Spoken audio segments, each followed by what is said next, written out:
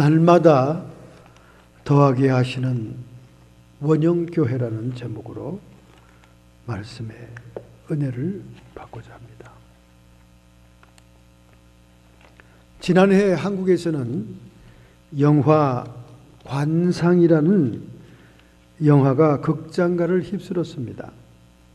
이 영화 덕분에 점집이 문전성시를 이루었고 또 얼굴을 뜯어고치고자 하는 성형외과는 더 많은 사람으로 밀려들었습니다.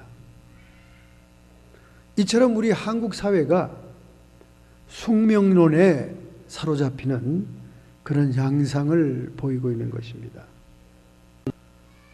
영성학을 공부할 때 미국 교수님의 부탁으로 한국의 역술사들과 한국의 민속신앙에 대한 연구를 저에게 부탁해서 제가 한국의 부흥회를 인도하러 가는 동안 역술인들 몇 명을 만나봤습니다. 그 중에 상당히 한국에서 유명세를 떨치고 정치인과 연예인들을 주로 한다는 그런 분과 접촉이 닿았습니다. 소위 쪽집게로 소문난 사람입니다. 그래서 나이가 지그시 먹은 노인네더라고요.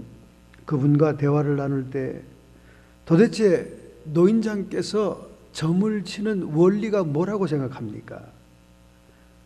많은 사람들이 쪽집게라고 소문이 났는데 관상과 사주팔자와 자미두수 등 전통적인 산명의 방법을 다 동원해서 운명을 내다볼 수 있다고 얘기하던데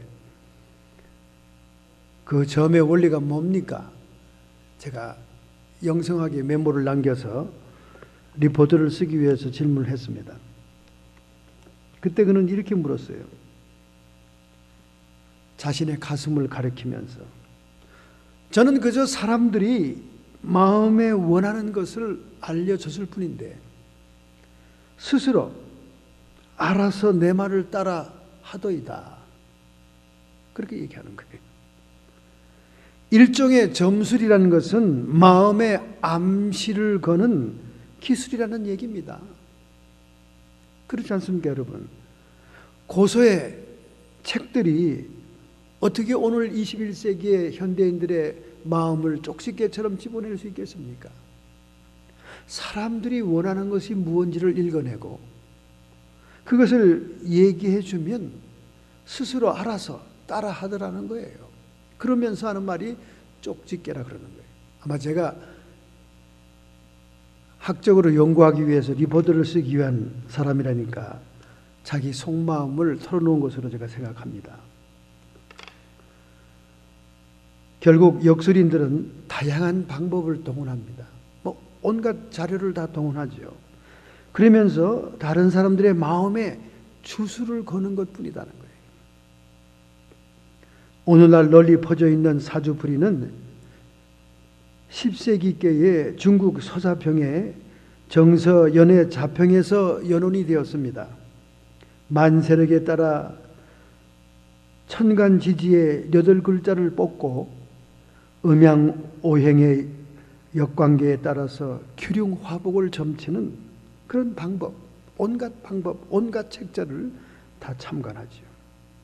결국은 역술인들이 그 방법을 익혀서 사람들의 마음을 움직인다는 거예요. 그래서 버클리 도서관에 가면 역학서에 영문 번역이 있는데 그 제목이 최인징입니다. 최인징. 역이라는 것이 바꿀 역자예요.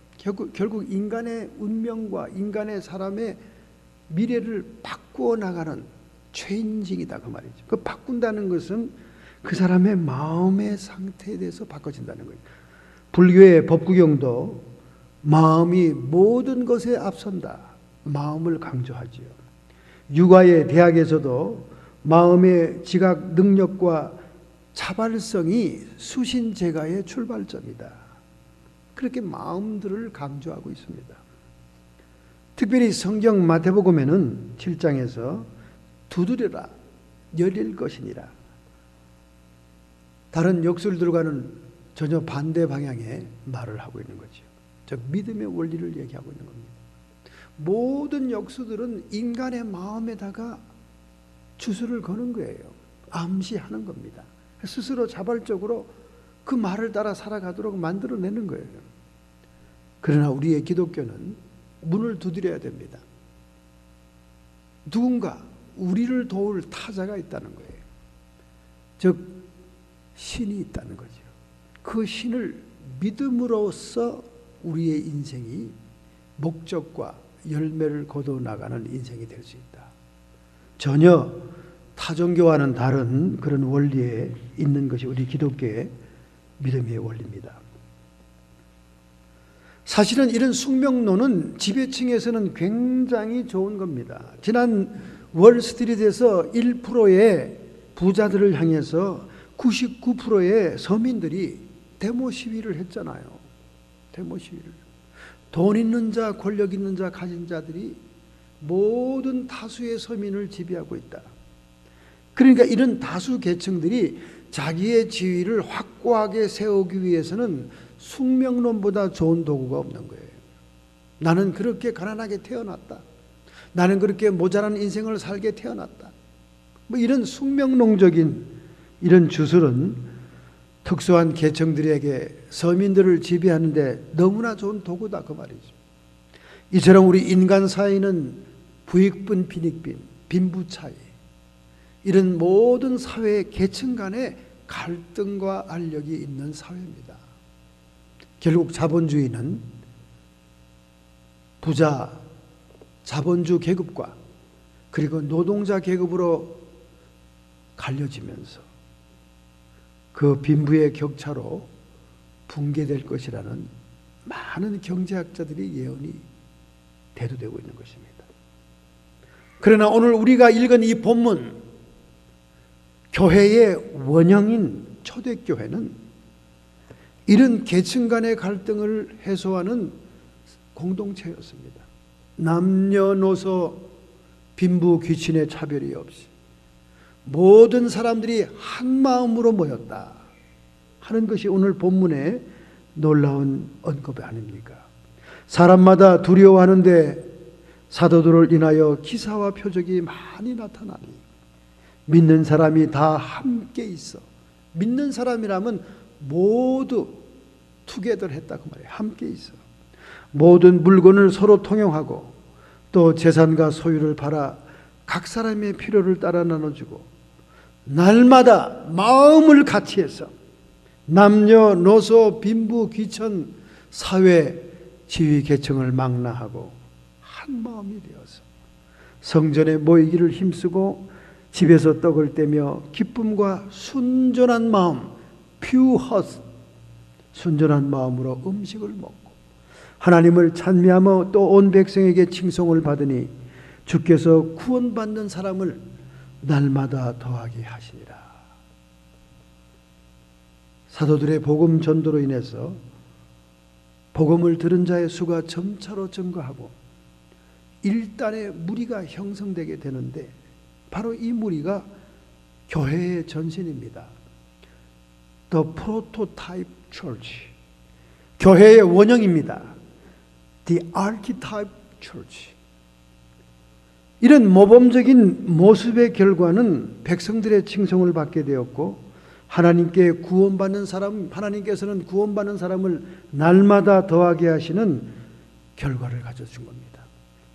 오늘 21세기처럼 외형적인 그리고 숫자적인 성장에 몰두하는 현대교회, 수많은 교파와 수많은 교회들, 다양한 교회들 속에 혼돈스러운 이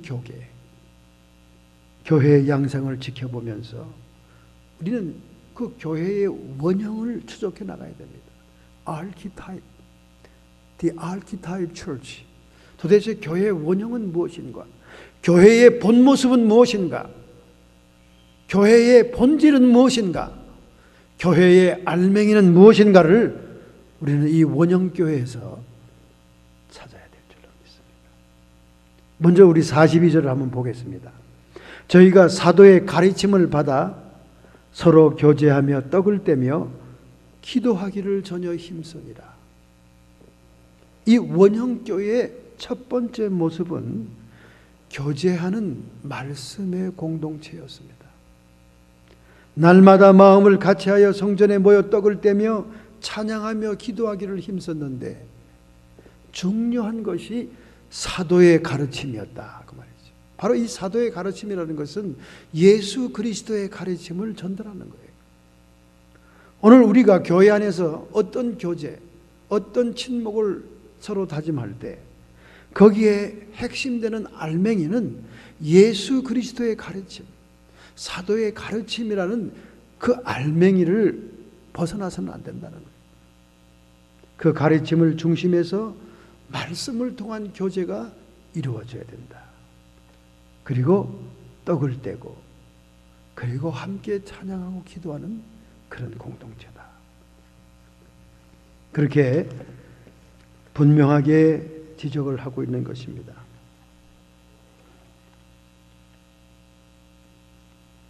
많은 사람들이 교회 나오는 목적이 있지 않습니까? 많은 사람이 교회의 흥미를 느끼는 자기 나름대로의 기호가 있지 않습니까? 많은 사람들이 교회를 들락거리는 인간적인 동기가 있지 않습니까? 그러나 초대교회의 원형은 교제하는 말씀의 공동체였다는 거예요. 하나님의 말씀, 그 알맹이가 빠져서는 이 공동체가 존립할 수 없다는 것입니다. 우리 한국교회를 비판하는 미국의 석학들이 그런 말을 하지 않습니까? 한국교회는 부차적이고 부수적인 많은 프로그램을 중단하고 하나님의 말씀을 회복하는 교회가 되어야 사회에 영향력 있고 힘 있는 교회가 될 것이다. 한국교회의 부흥상을 바라보고 한국교회의 다양성을 바라보며 한국교회의 비평을 부탁하는 석학에게 그들은 하나같이 얘기하는 거예요. 말씀으로 돌아가야 된다. 본질로 돌아가야 된다 그 말이에요. 기본으로 돌아가야 된다 그 말입니다. 원칙으로 돌아가야 된다 그 말입니다. 수많은 젊은 청소년들을 죽게 한 세월호의 사건은 사회의 규범과 원칙이 상실되었을 때 무고한 생명이 죽었다는 것이 오늘 모든 뉴스 메디아들의 결론이잖아요. 21세기 현대교회가 지탄받고 영향력을 상실하고 빛은 소멸되고 소금은 맛을 잃었습니다. 왜 그렇습니까? 하나님의 말씀의 알맹이가 사라졌다는 거예요. 강다산에서 하나님의 성경 말씀이 사라졌다는 것입니다. 성도들의 교제 가운데, 성도들의 모임 가운데 사도의 가르침이 사라졌다고 말입니다. 우리는 이 원형을 회복해야 됩니다. 그래서 말씀을 통해서 교제를 나눠야 돼요. 골로새서 3장 16절에 말씀합니다. 그리스도의 말씀이 너희 속에 풍성히 거하여, 가장 우선순위가 그리스도의 말씀이 너희 속에 풍성히 거하면 모든 지혜로 피차 가르치며 권면하며 시와 찬미와 신령한 노래를 부르며 마음에 감사함으로 하나님을 찬양하리라. 할렐루야. 여러분, 말씀의 교제가 얼마나 중요합니까? 그러나 오늘날 우리 교회들은 예배를 마치기가 무섭게, 기도회가 마치기가 무섭게, 기도회는 잠깐이고 세상적인 프로그램과 운동 놀이와, 참 한심한 것은 이 미국 교회 새로운 목사님이 오셨는데 하나같이 교인들이 우리들한테 자랑하는 게 뭔지 아십니까? 이야, 우리 교회 목사는 농구를 잘한다. 우리 교회 목사님은 스포츠맨이다. 우리 교회 목사님은 운동선수다. So what?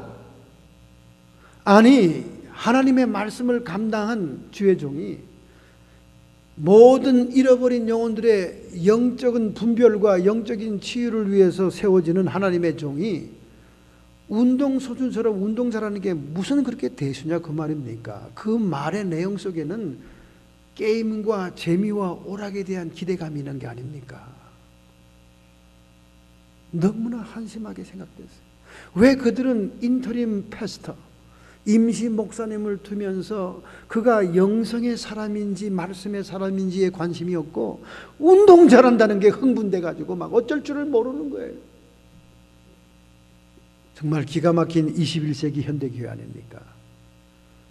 바베큐나 구우면서 연기를 품고 교회 마당에서 배구나 하고 축구나 차고, 요즘 젊은 목사님들 모였다 하면 운동하느라고 정신이 없습니다.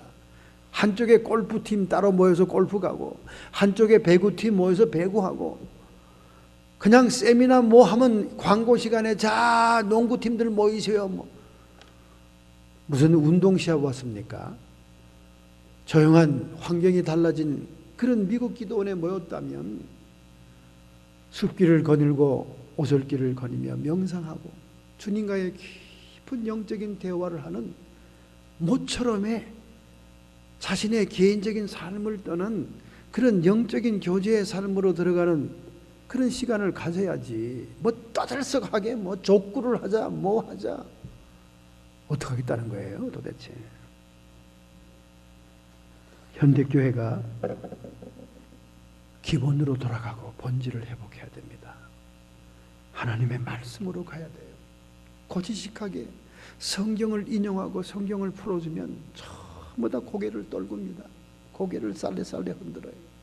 수천 년 전 BC 기원년 전에 있었던 그 말이 오늘 우리 현대인들에게 이 정보의 바다 속에, 이 인터넷의 지식의 파도 속에서 무슨 그런 대수가 되냐 그 말입니다. 그러나 하나님의 말씀은 살았고 운동력이 있는 것입니다. 그 하나님의 말씀은 천지를 지으신 에너지가 있는 말씀인 거예요. 세상 신문이나 일반 책에서 나오는 그런 언어와는 다른 하나님의 말씀, 전능자의 권능의 말씀이다 그 말이죠. 그래서 초대교회 원형교회는 사도의 가르침을 받기 위해서 부지런히 모였던 거예요. 그러나 이제 점점 등 따시고 배부르고 살기 좋고 수많은 엔터테인먼트들이 우리의 생활을 지배하는 이 세상에서 사람들은 딱딱한 고문서를 읽는 것과 같은 말씀에 관심이 없고 교회 모이기가 귀찮고 짜증스러운 것입니다. 히브리서 10장 23절부터 25절에 오늘 21세기 현대 교인들에게 성령께서 말씀하십니다. 우리가 믿는 도리의 소망을 움직이지 말고 굳게 잡아, 우리의 소망 되시는 믿는 도리를 굳게 잡아 서로 돌아보아 사랑과 선행을 격려하며 모이기를 피하는 어떤 사람들의 습관과 같이 하지 말고 기도의 모임, 찬양의 모임, 하나님을 경배하고 예배하는 모임, 형식적으로 모이려고 하는 이 마지막 때의 사람들의 습관처럼 하지 말고 오직 권하여 전화 걸고 충고하고 이끌어 권하여 그날이 가까움을 볼수록 더욱더 그리하자. 모여야 된다는 거예요. 모여서 말씀을 토론하고 사도의 가르침을 받고 모여서 말씀을 통한 교제를 이루어야 된다는 것입니다. 마지막이 가까울수록 이렇게 해야 된다는 거예요. 할렐루야. 여러분, 하나님이 지으신 만물 가운데는 하나님의 진리가 포함된 것이 너무나 많습니다. 동굴 속에 사는 흡혈박쥐가 있잖아요. 이 박쥐 얘기만 들어도 참 무시무시한데 참으로 미국은 놀라운 나라지요. 징그러운 생쥐를 미키마우스로 바뀌고 흡혈귀 박쥐와 같은 혐오스러운 동물들을 매트맨이라는 사회의 영웅을 만들어 놓는 그런 기술이 있습니다. 흡혈박쥐가 있는데 이 흡혈박쥐 중에 특이한 체질을 지닌 박쥐가 있습니다. 그들은 동물의 피를 빨아먹고 사는데 이틀간 계속해서 먹이를 먹지 못하면 자기 체온을 정상적으로 유지하지 못하고 삽시간에 체중이 25%나 줄어들면서 60시간 지나면 죽어버립니다. 따라서 먹이 사냥에 허탕을 치고 돌아온 박쥐는 자신의 온도와 생명을 유지하기 위해서 다른 동료들에게 먹을 것을 구걸합니다. 그러면 그 동료는 자기가 먹은 피를 토하여 다른 박쥐에게 줌으로 인해서 그 생명을 영장시켜 줍니다. 왜냐하면 그들은 자신들이 언제나 풍성히 먹이를 구할 수 없음을 알고 있기 때문에 무리 가운데 먹이가 없는 안타까운 자들에게 먹이를 나눠주는 무리 생활을 한다는 거예요. 그 박쥐는 홀로 구하지 않아요. 떼거리로 모여 삽니다. 그러나 그들 사이에도 규칙이 있습니다. 먹이를 나눠주는 데는 규율이 있다 그 말이죠. 그건 뭐냐? 자기 동료가 위기에 처해서 먹이를 구했을 때 별다른 이유 없이 이를 거절한 박쥐에게는 그가 어떠한 위기에 처했더라도 서로 도와주지 않는 법칙이 있다는 거예요. 얼마나 철저한지 몰라요. 이렇게 하나의 미물 동물 안에도 이런 공동체의 법칙이 있는 거예요. 하물며 우리 인간들, 우리는 한 마음이 되어서 모여서 서로 부족한 말씀을 보충하고 하나님의 말씀을 중심에 놓고 교제할 때 우리의 영혼이 살아날 수 있고 힘을 받을 수가 있는 것입니다. 그리스도의 말씀이 너희 속에 풍성히 거하게 해라. 그들이 떡을 뗐다는 것은요, 그리스도 안에 한 몸이고 한 지체임을 확인하는 성찬 예식을 얘기하는 것입니다. 우리가 말씀을 중심에서 교제하는 공동체 속에서는 우리가 모두 지체라는 의식이 있어야 돼요. 흡혈 박쥐가 무리를 이루면서 하나의 한 몸을 이루듯이 이런 비천한 생물도 무리를 이루어 서로를 아끼고 세워주는데 우리가 말씀을 통해 권면하고 서로 격려하고 세워주는 그런 역사가 일어나야 될 줄로 믿습니다. 할렐루야. 김수호라고 하는 한국방송공사에 프로듀서를 하신 분이 있습니다. 이분은 직장 생활을 하면서 회식이 작고 또 방송 계통의 사람들이 술들을 많이 먹지 않습니까? 한국 사람들은 이 핑계 저 핑계 대고 술을 다 먹습니다.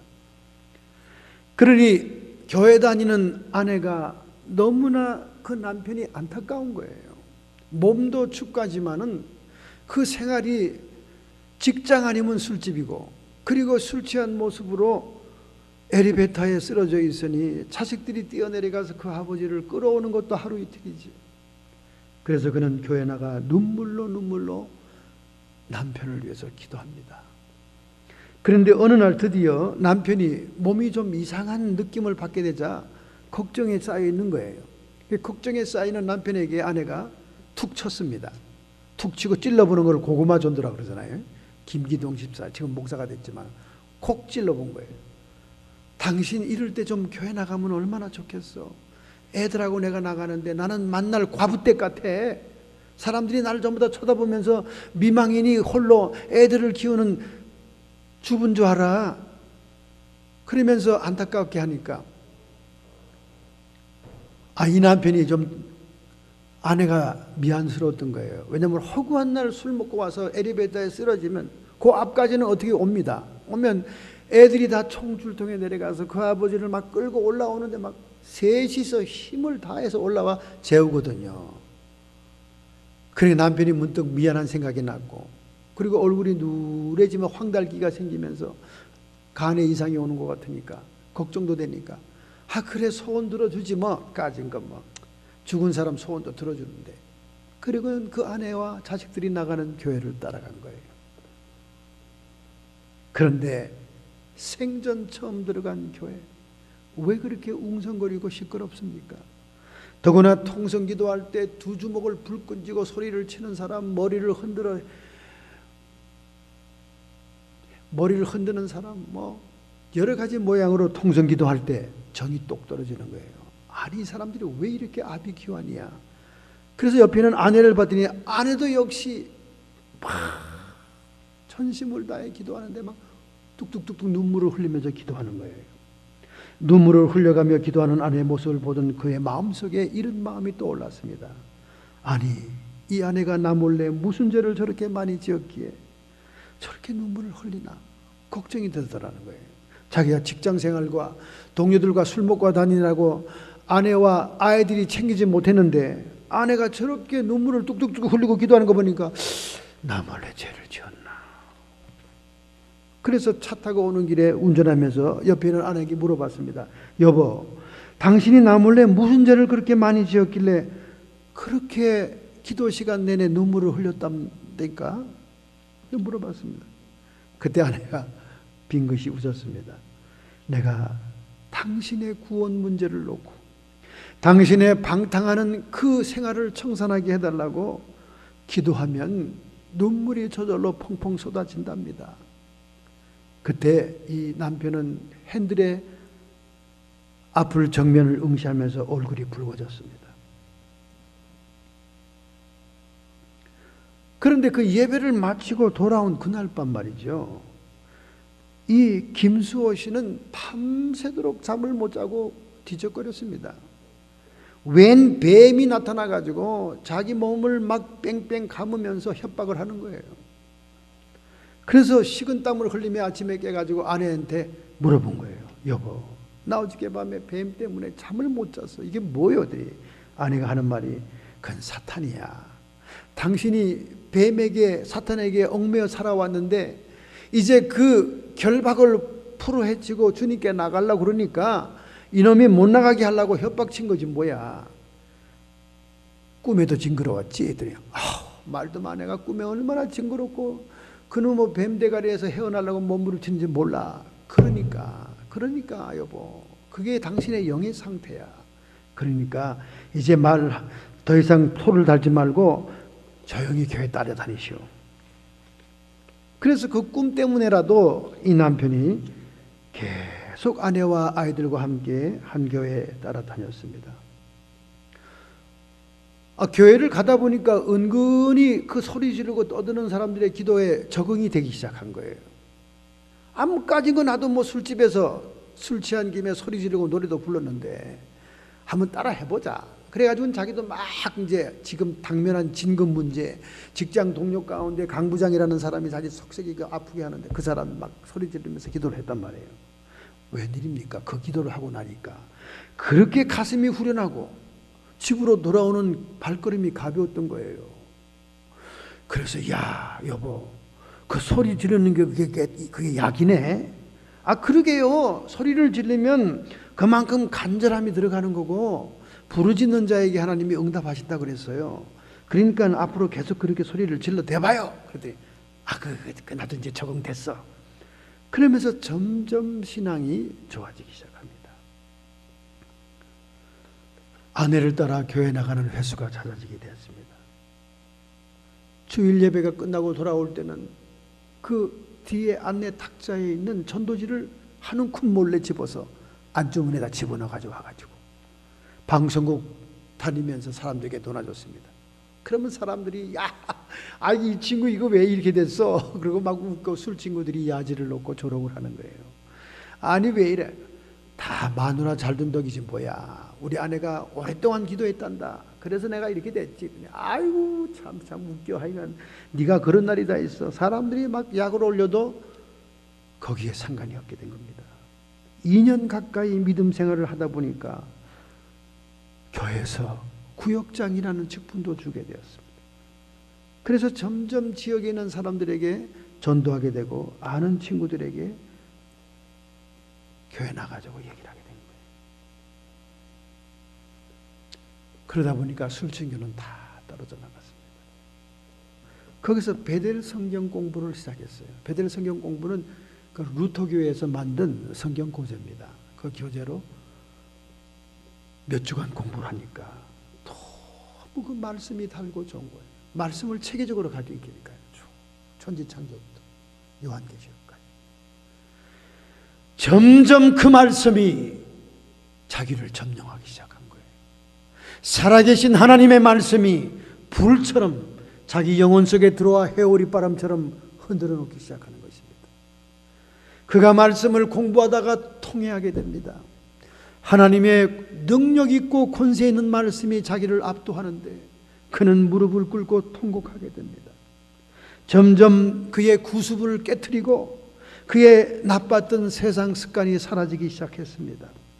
그리고 과거에 가족과 아내를 속삭였던 것, 그리고 직장을 핑계대고 방탕한 친구들과 어울려 다니는 것들이 주마등처럼 지나가면서 하나님의 말씀이 올 때마다 불처럼 통곡으로 변해 울게 되기 시작했습니다. 겨우 식사 기도나 드렸던 그가 이제 동료들에게, 술집에 함께 다녔던 동료들에게 자신만만하게 전도지를 주면서 하나님의 말씀을 전도하기 시작합니다. 여러분, 아내를 따라다니던 이 김수호라고 하는 프로듀서가 지식인이잖아요. 똑똑한 사람이지 않습니까? 방송의 PD니까.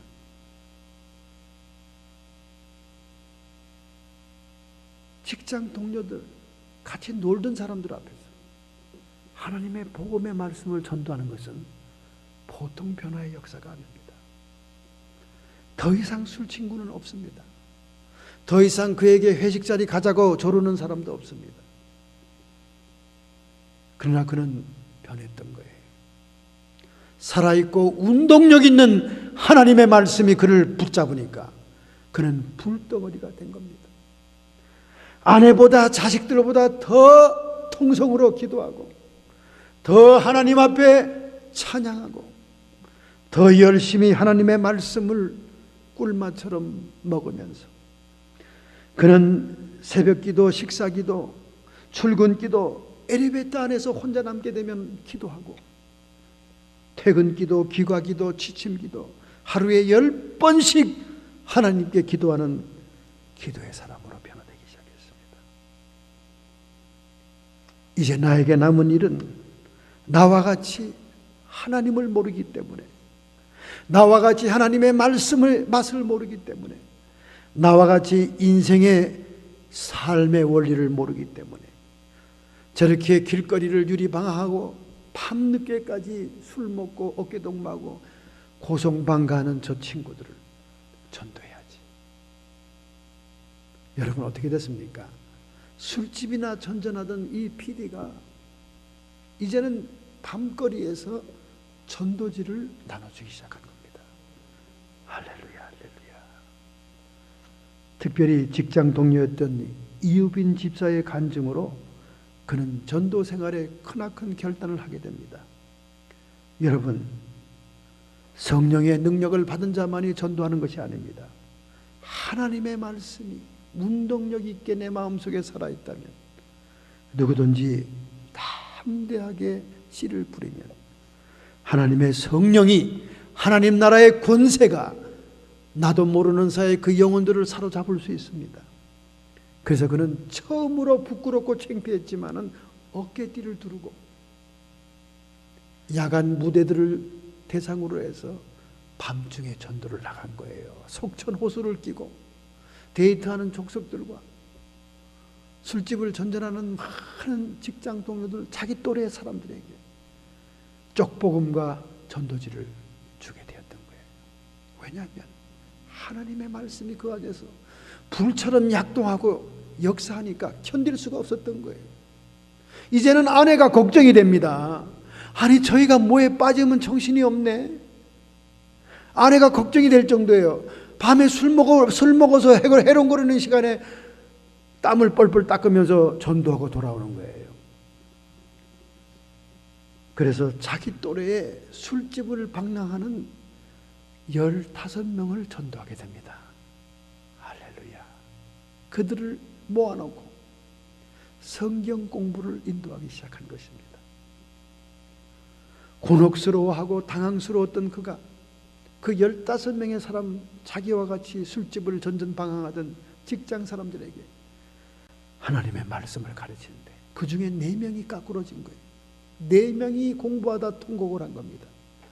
하나님의 살아계신 역사는 인간의 상상을 뛰어넘는 것이었습니다. 그는 그들에게 어깨에 손을 얹고 기도해 주었습니다. 하나님, 저도 과거에는 이들처럼 술집을 전전하고 인생이 허무하고 허망해서 어찌할 바를 몰랐던 사람으로 술 취한 모습으로 아내에게 보이고 자식들에게 모범이 되지 못한 아버지였습니다. 그러나 이제는 살아계신 하나님의 말씀의 권세에 압도되어 하나님 나라의 백성이 되었고, 하나님의 권능이 함께함으로 하나님의 말씀을 증거할 때마다 주의 백성 사문이 감사합니다. 오늘 이 네 분의 저희 동료들에게 하나님의 권능이 임하소서. 저들의 마음의 소원을 이루어 주옵소서. 저들의 눈물의 간구를 들어주시옵소서. 할렐루야. 정말 15명 가운데 4명은 골수열성 예수 빨갱이가 된 거예요. 그러더니 그들이 하나같이 간증하는 거예요. 정말 세상 방법과 인간의 힘으로 될 수 없는 일들이 기적같이 일어났다. 간증하게 되니까 나머지 사람도 한두 명씩 통곡하면서 돌아오기 시작했다는 거예요. 여러분, 하나님의 말씀은 죽은 말씀이 아니에요.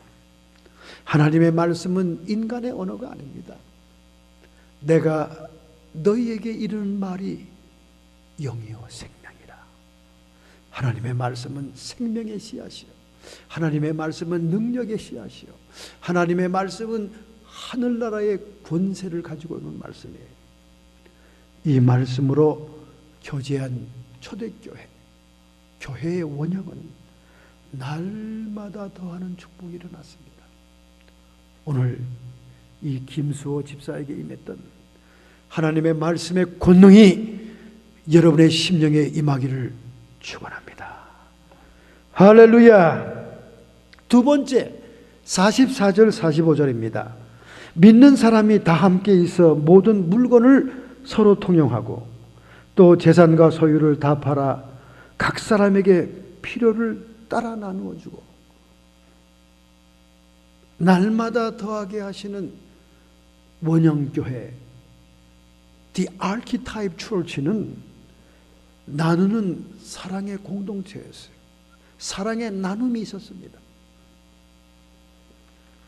성도들이 말이죠, 스스로 자원해서 재산과 소유를, 사유권을 포기하고 사랑으로 서로에게 헌신해서 필요한 자들에게 물건을 통용했다는 거예요. 여러분, 우리 사랑의 마음이 있다면 그 사랑의 마음은 표현이 따라야 되는 거예요. 말로만 사랑한다 안 되는 거죠. 아비가 자식들에게 너 사랑한다 그러면서 자식들에게 아무런 대책도 세우지 않고 책임감도 없다면 그건 사랑이 아니지 않습니까? 이 사랑의 공동체는 나눔의 공동체였어요.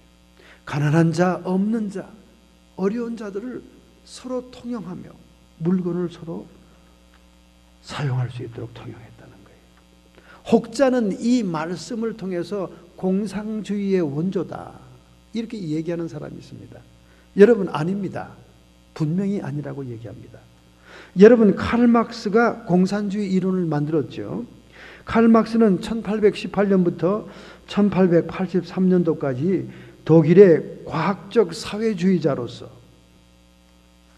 그 가정은요, 수대에 걸쳐 랍비, 명문의 랍비가 나온 유대인 가정이었어요. 여호와 하나님을 섬기는 가정이었습니다. 그런데 그 아버지는 프로테스탄트 개신교로 개종했죠. 예수를 믿었다 그 말입니다. 예수님을 잘 믿는 아버지 밑에 칼 막스라고 하는 철학자가 나온 거예요. 그는 본 베를린 대학에서 법률을 수학합니다. 그리고 예나 대학에서 철학 박사학위를 취득하죠. 1841년도입니다. 그는 헤겔 좌파의 철학의 영향을 받아 반정부적인 라인 신문의 편집에 종사하다가 탄압을 피해 파리로 도주합니다. 파리에서도 신변의 위협을 느끼니까 런던으로 망명을 갑니다. 그런데 그 런던에서 자기와 같은 사상, 같은 관심사를 가지고 있는 엥겔스를 만납니다. 여러분 엥겔스는 유명한 분 아닙니까? 예. 엥겔스는 영국의 과학적 경제학자입니다. 특별히 그는 변증법적 유물사관으로 역사를 해석하죠. 여러분 학교에서 들었을 거예요. 정반합. 정이 있으면 정에 대한 반대가 있고 그 정에 대한 반대가 합을 이루는 정반합으로 역사를 해석하는 그런 엥겔스를 만나죠. 둘이 의기투합됩니다. 그래서 영국에 그들이 만나서 항상 저녁 때마다 사상 토론을 하면서 프랑스의 사회주의 사상, 또 고전 철학, 헤겔의 철학과 또 영국의 경제학을 합해서 그들은 인간의 전적인 해방을 목표로 하는 유물사관을 만듭니다. 그래서 사회적인 문제를 종교가 해결하지 못하고 그들이 공산당 이론으로 해결하자. 그래서 공산당 선언과 자본론을 주장하게 됩니다. 그러나 이 사상적인 체계는 말이죠. 1917년 11월 달 러시아의 레닌의 혁명을 통해서 볼셰비즘 또는 공산주의가 탄생하게 되죠. 이 억명의 피해 숙종을 통해서 무력혁명으로 공산주의가 소련 연방을 이루게 됩니다. 바로 이 공산주의와 오늘 교회의 원형, 물건을 서로 통용하고 사유재산을 포기했다. 이 사랑의 나눔과는 전혀 다른 것입니다, 여러분. 다른 거예요. 왜냐? 공산주의는 무신론적인 군사주의예요. 종교를 미신이라고 그랬고 종교를 민중을 혼란시키는 아편이라고 그랬습니다. 그 종교를 부정합니다. 종교를 부정하고 그들이 공동분배하는 사회 문제를 해결하는 방법론으로 뭘 얘기합니까? 부르주아, 자본주의자 계급에게서 프로레탈리아, 노동자 계급이 그들의 것을 뺏어오는 폭력혁명으로 사회주의 체제의 공상혁명을 이룬다는 그런 이론을 주장하기 때문에 이것은 전혀 기독교와 다른 것입니다. 종교는 대중을 혼란시키기 위한 지배계급의 도구다. 종교는 대중들의 고통과 비참을 신비로 이끌어서 죽음으로 끌고 가는 아편과 같은 것이다. 종교는 인간이 자기 스스로 소원하는 일종의 정신병이다. 뭐 이런 식으로 종교와 기독교를 탄압했기 때문에 이 공산주의는 우리 초대교회의 이 원형과는 전혀 관계가 없는 것입니다. 오히려 초대교회가 나눔의 근거로 뽑은 것은 창조의 질서입니다. 주보에 나온 성경 구절이 잘못됐습니다. 창조의 질서. 하나님이 창조를 하실 때 모든 것들은 서로 생태학적으로 서로 나눠주고 서로 보완하는 그런 형태입니다. 먹이 사슬로 생물들의 세계를 지탱하듯이 서로 주고받는 창조의 질서. 이런 질서를 따라 예수님은 착한 사마리아인의 비유를 들지 않습니까?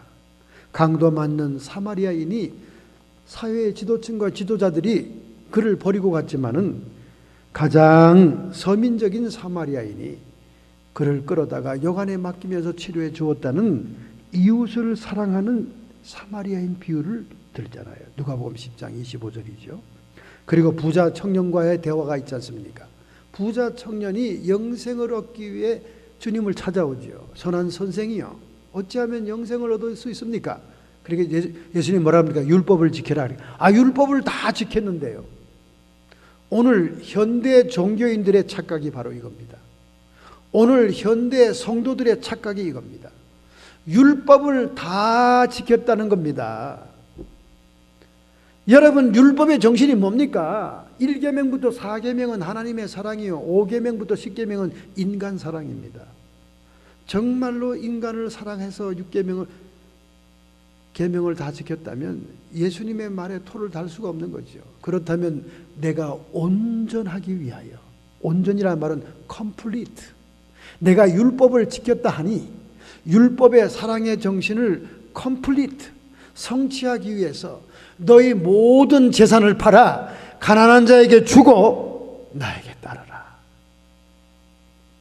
부자는, 이 청년은 재물이 많은 고로 근심하여 돌아가느니라.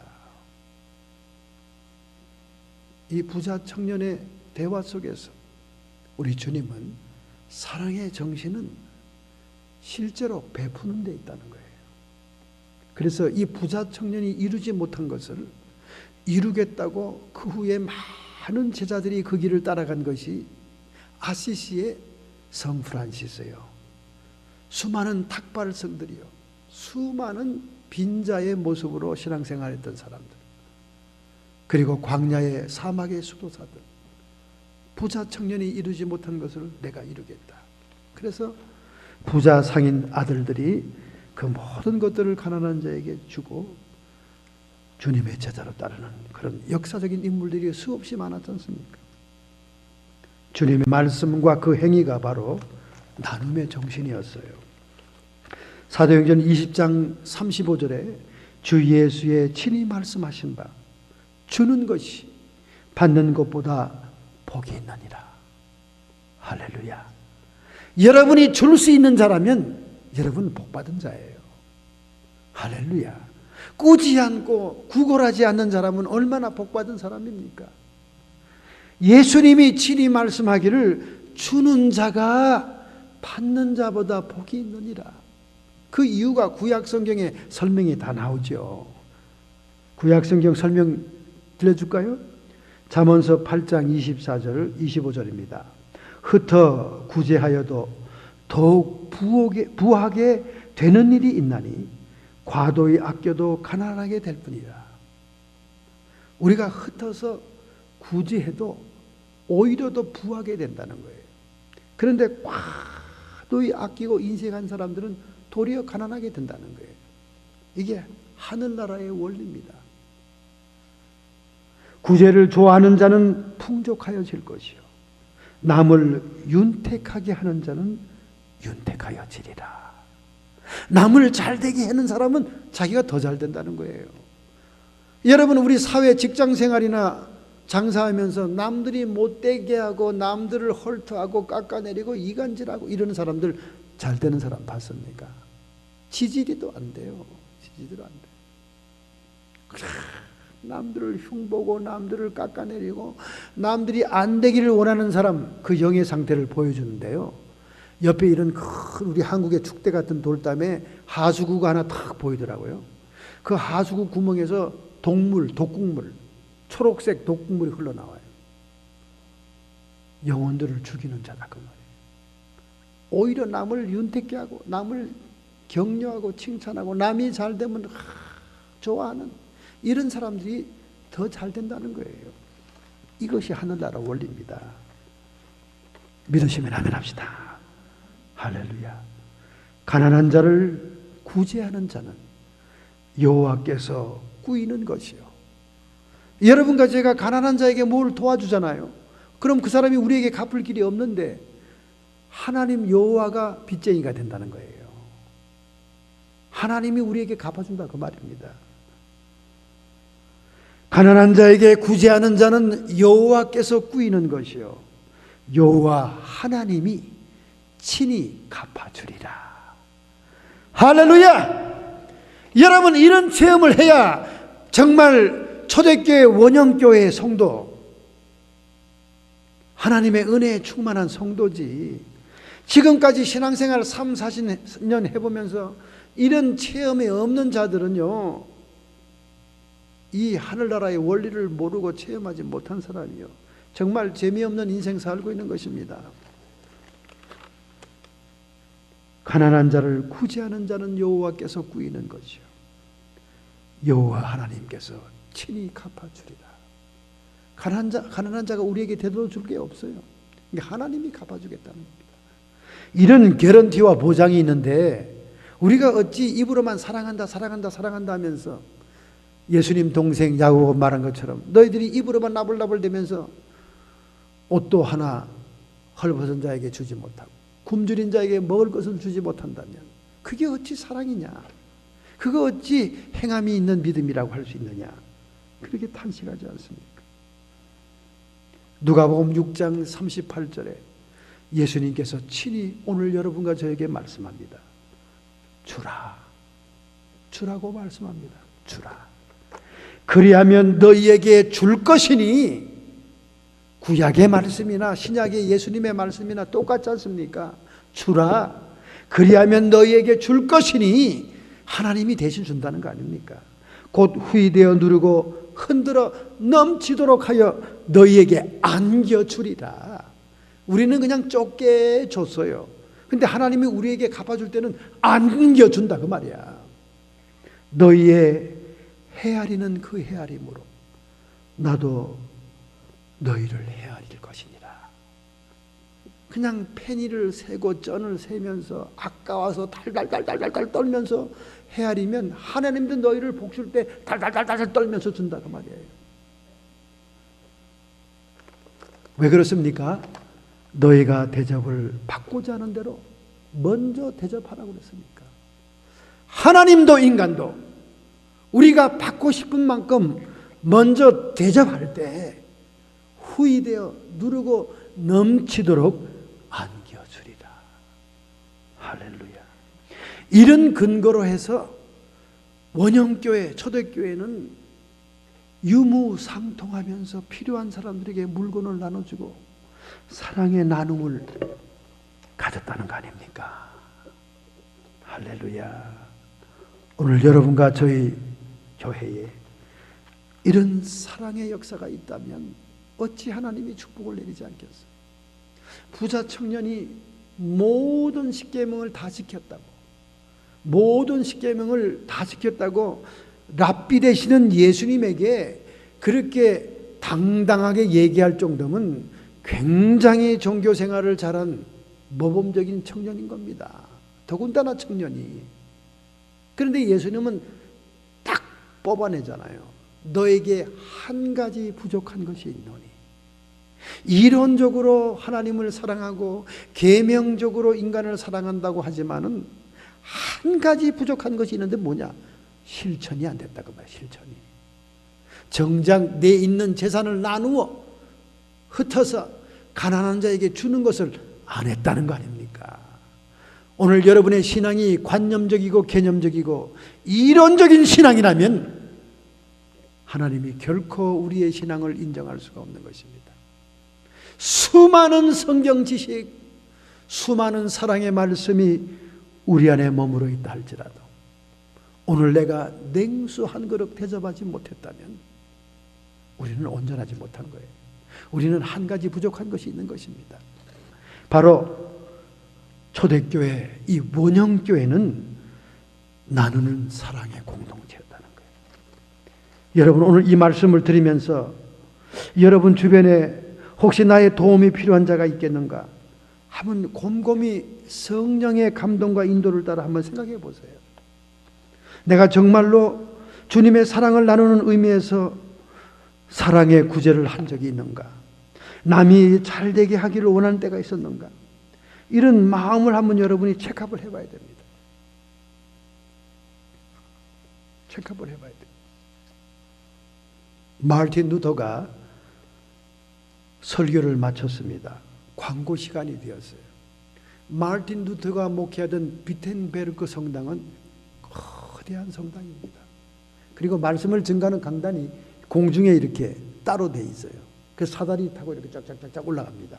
공중에서 이렇게 설교를 하죠.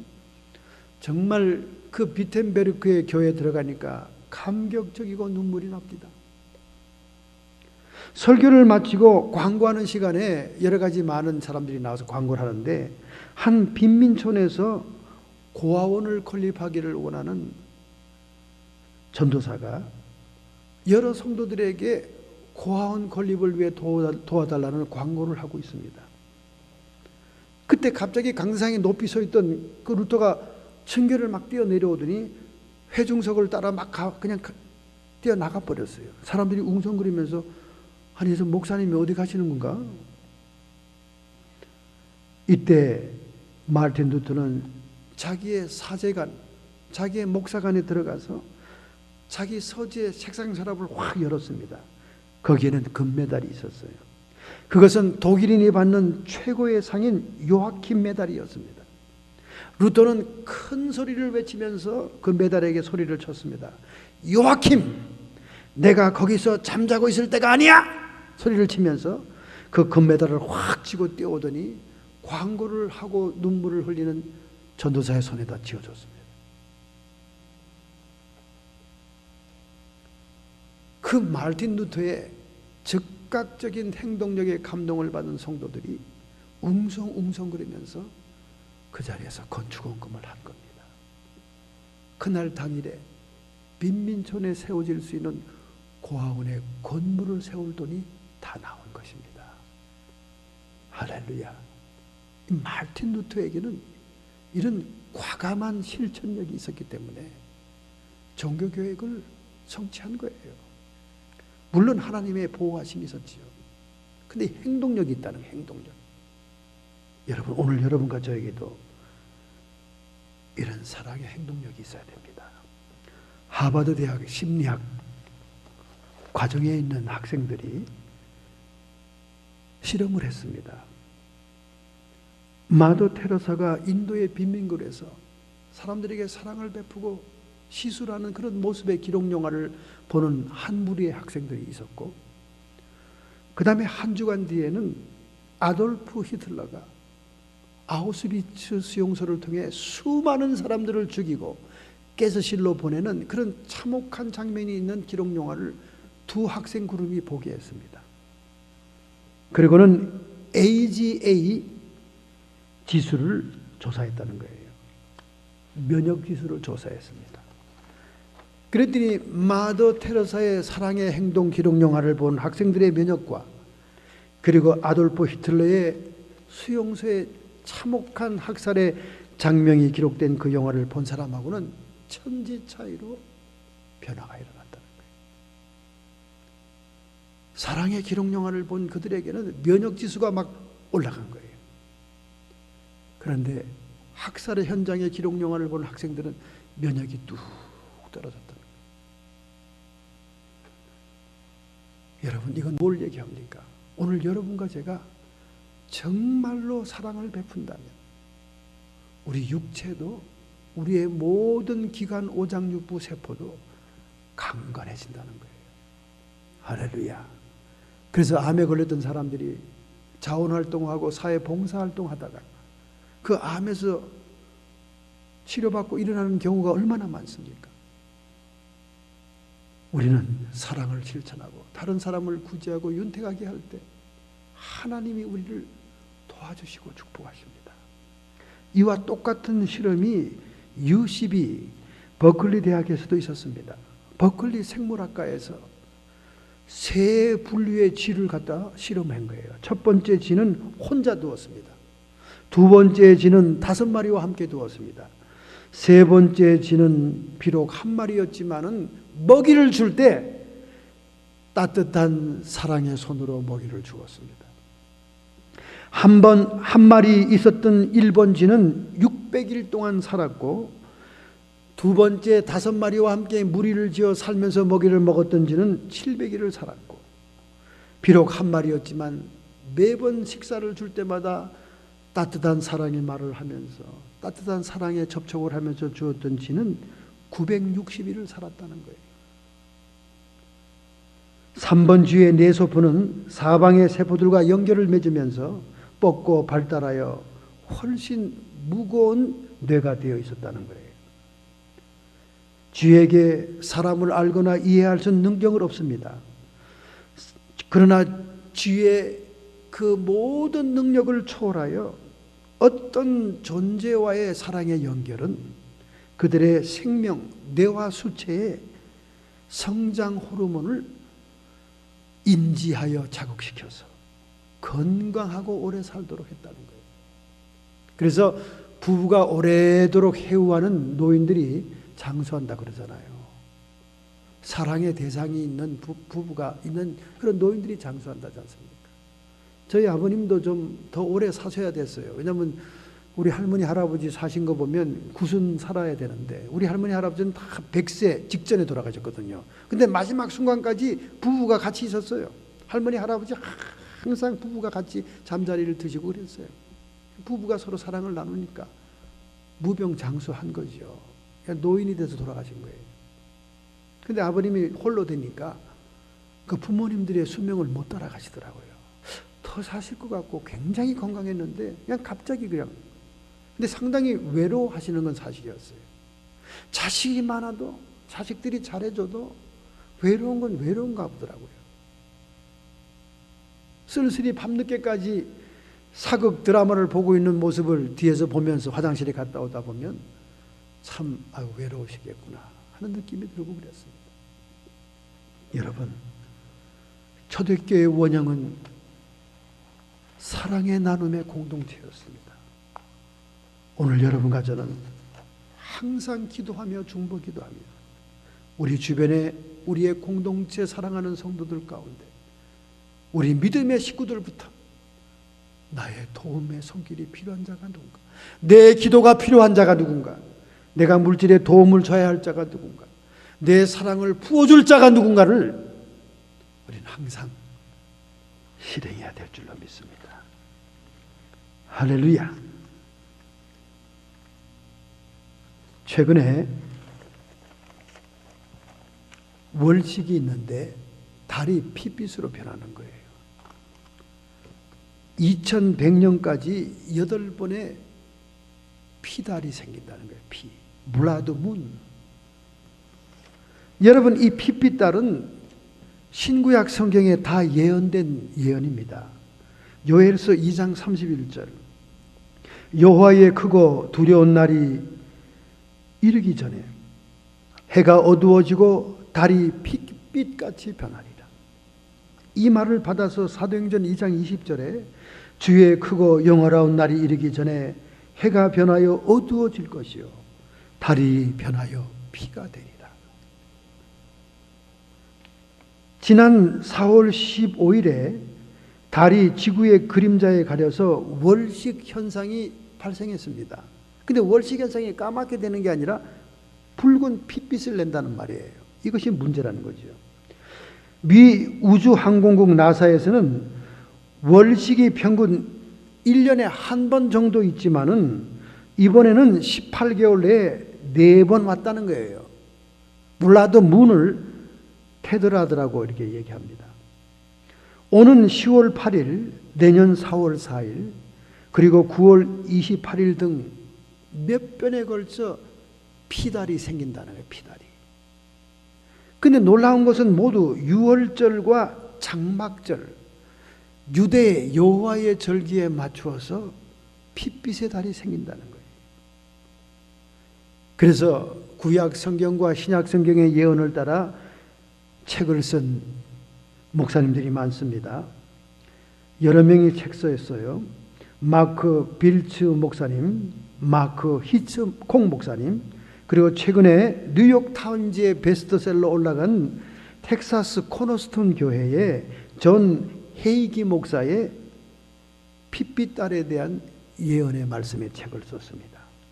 그 책에 보면 이렇게 나와 있습니다.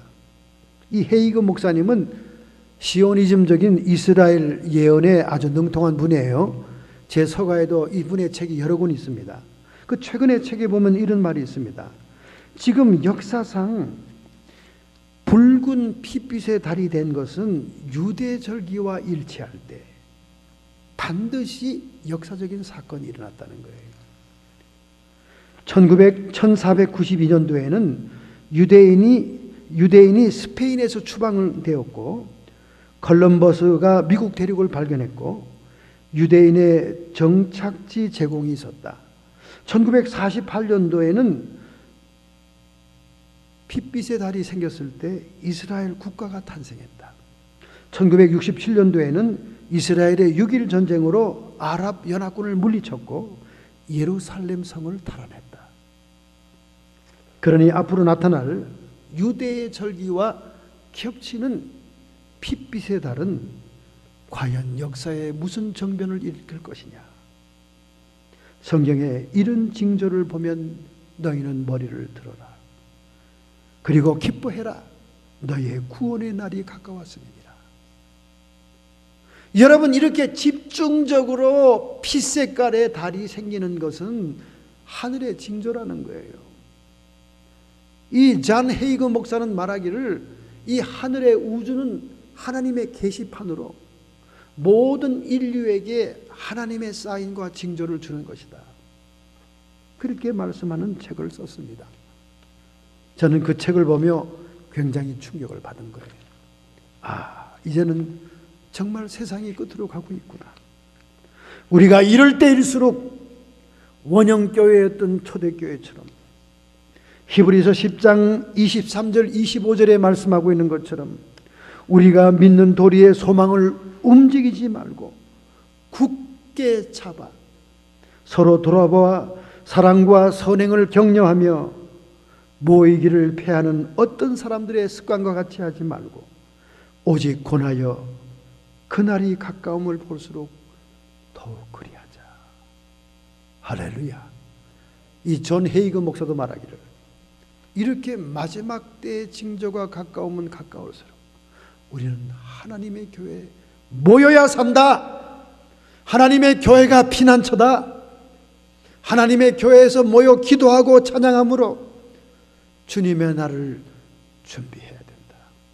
기름 준비한 다섯천어처럼 깨어있는 성도가 되어야 된다. 이 놀라운 말씀 앞에 여러분과 제가 깨어있기를 결심하고 결단한다면 오늘 여러분의 가슴에 손을 얹고 여러분의 의지를 하나님께 드려야 될 줄로 믿습니다.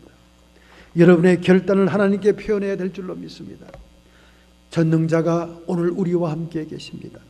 하나님 나라의 영광이 우리에게 박도하고 있습니다.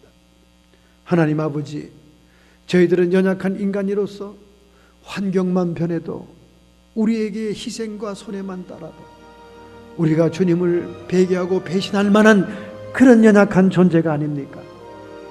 이 시간 마지막 때가 가까움을 볼수록 초대 원형교회처럼 한마음 한뜻이 되어 말씀의 교제를 나누는 공동체, 사랑의 나눔의 공동체로 모이기에 힘쓰는 자들이 되게 주옵소서.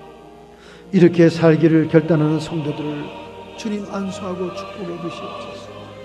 성도들의 육체와 정신의 역사는 모든 질병의 세력들아 그 결박을 끊어버리고 쫓김을 받을지어다.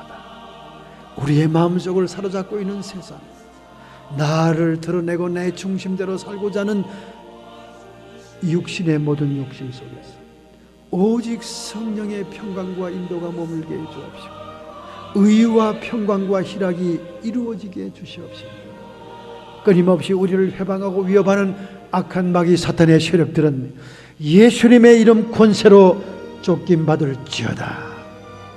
하나님, 마지막 때가 가까우고 있지 않습니까? 다섯 처녀, 기름을 준비한 처녀처럼 깨어서 신랑을 기다리는 성도 되게 해 주시옵소서. 모이기에 힘쓰게 해 주시옵시고 기도와 찬양과 말씀의 교제와 사랑의 나눔으로 하나님이 날마다 더하시는 원형교회를 회복하게 해 주옵소서. 예수님의 이름으로 감사하며 축복하며 기도하옵나이다. 아멘.